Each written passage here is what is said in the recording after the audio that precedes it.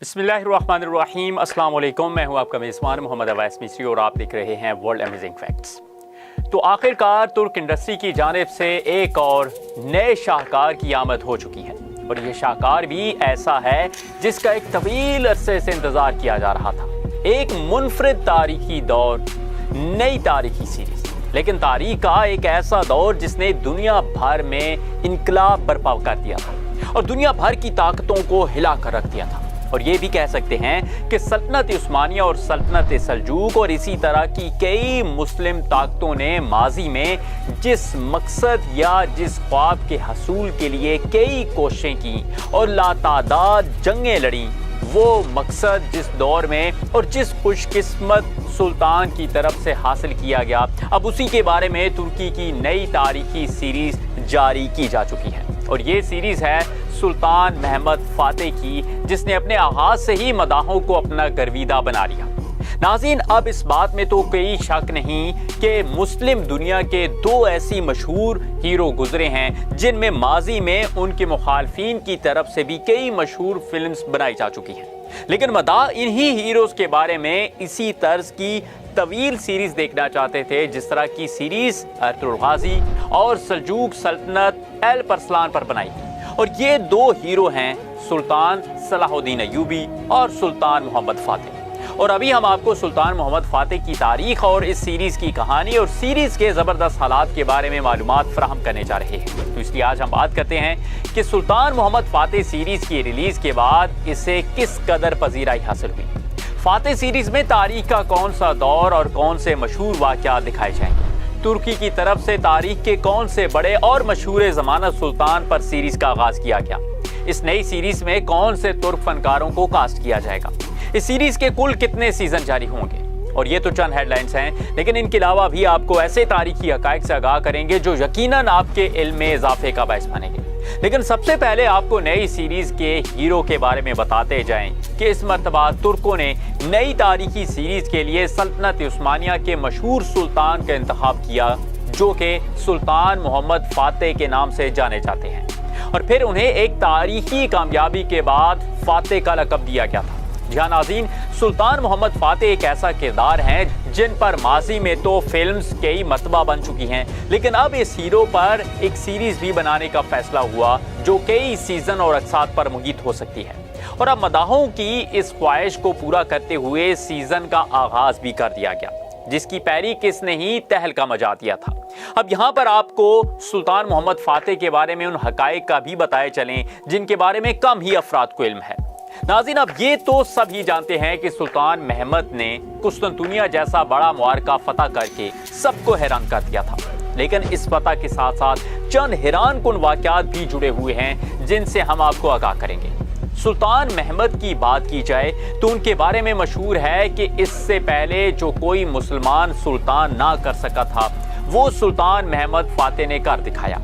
आपको बताते चलें कि कुस्तुनतुनिया की फतह हर मुस्लिम जर्नैल, बादशाह या सुल्तान का ख्वाब था और उसकी बुनियादी वजह रसूल अकरम सल्लल्लाहु अलैहि वसल्लम की इस फतह के बारे में बशारत थी। और आप सल्लल्लाहु अलैहि वसल्लम के इस तारीखी शहर की फतह के बारे में फरमान आली शान ने हर दौर में ही मुस्लिम फातिहीन को कुस्तुनतुनिया फतह करने का परवाना बनाए रखा, लेकिन पे दर पे हमलों का सामना करने के बावजूद भी इस कदीम शहर के दरवाजे किसी मुसलमान फातेह पर ना खुल सके। खिलाफत राशिदा के दौर से ही जब इस्लामी सल्तनत को बहुत ज्यादा वुसअत मिली तो कुस्तुनतुनिया फतह करना हर मुसलमान सिपह सालार का ख्वाब बन चुका था। कुस्तुनतुनिया की फतह के लिए की जाने वाली मुहिम्मात में कई जलीलुल कदर सहाबा कराम और अहले बैत भी शामिल रहे। हजरत उमर बिन अब्दुल अजीज, हशाम बिन अब्दुल मुल्क, मेहदी अब्बासिया और हारून रशीद जैसे पुरजलाल खुलफा ने भी इस शहर कुस्तुनतुनिया को फतह और तस्कीर करने के लिए बड़े बड़े ज़बरदस्त हमले किए, मगर कुस्तुनतुनिया किसी से भी फतह ना हो पाया। वक्त गुजरने के साथ साथ कुस्तुनतुनिया एक नाकाबिले तस्कीर शहर के तौर पर मशहूर हो गया था और इसकी बड़ी वजह यह थी कि इसके तीन अतराफ में समंदर ही समंदर था और सिर्फ एक ही हिस्सा खुश्की पर वाक़ था। शहर के गिर्द 14 मील की कता दायरे में एक मजबूत फसील थी जिस पर 170 फीट के तवील बुर्ज बने हुए थे। باہری فصیل کے اندر ایک اور فصیل بنی ہوئی تھی اور ان فصیلوں کے بیچوں بیچ ایک ناقابل عبور خندق بنی ہوئی تھی جس کی چوڑائی 60 فٹ اور گہرائی 100 فٹ بتائی جاتی ہے، اور مزید ایک اندرونی فصیل نے کم و بیش 1 لاکھ سے زائد کی آبادی کو پناہ دے رکھی تھی، اور یوں یہ شہر فتح کرنا قریب قریب ناممکن ہو گیا تھا۔ قسطنطنیہ عیسائی دنیا کا روحانی مرکز بھی کہلایا جاتا تھا، اور اسے عیسائی دنیا میں ایک روحانی قلعہ کی حیثیت بھی حاصل تھی۔ چنانچہ مسلمان فاتحین کے 20 لشکر اس شہر پر پورے جنگی ساز و سامان کے ساتھ یلغار کرتے رہے، لیکن ہر مرتبہ انہیں ناکامی کا سامنا کرنا پڑتا رہا، اور پھر آقا کریم جناب محمد مصطفیٰ صلی اللہ علیہ وسلم کی اس بشارت کا مستحق سلطنت عثمانیہ کا 7واں فرمانروا سلطان محمد فاتح ٹھہرا۔ عثمانی ترک، جنہیں ہم خلافت عثمانیہ کے نام سے بھی جانتے ہیں، خراسانی خانہ بدوش ارطغرل کے بیٹے عثمان غازی کی اولاد میں سے ہیں۔ یہ ایشیائی کوچک میں داخل ہوئے تو انہوں نے ایک سلطنت کی بنیاد ڈالی جو صرف 300 سال میں ہی دنیا کی ایک طاقتور ترین اور مشہور ترین سلطنت بن گئی تھی۔ اس کے عروج کا دور مشرق میں سلطان سلیم اور مغرب میں سلیمان اعظم پر ختم ہوتا تھا، لیکن خلافت عثمانیہ کا مشہور فرمانروا سلطان محمد فاتح ہے جس کے ہاتھوں سرکار دو عالم صلی اللہ علیہ وسلم کی بشارت تکمیل کو پہنچی۔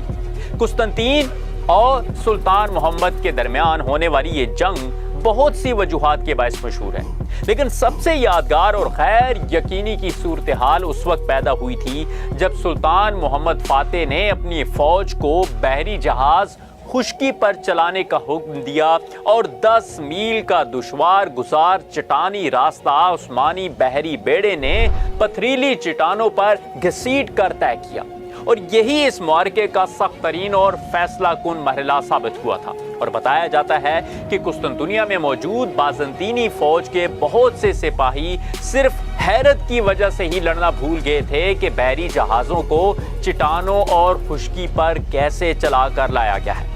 اس شہر کے بارے میں مشہور ہے کہ جب 3 صدی عیسوی میں قسطنطین نامی بادشاہ نے عیسائیت کا مذہب قبول کر کے اس شہر کو اپنا پایہ تخت بنایا تھا تو اس کا نام قسطنطنیہ مشہور ہوا۔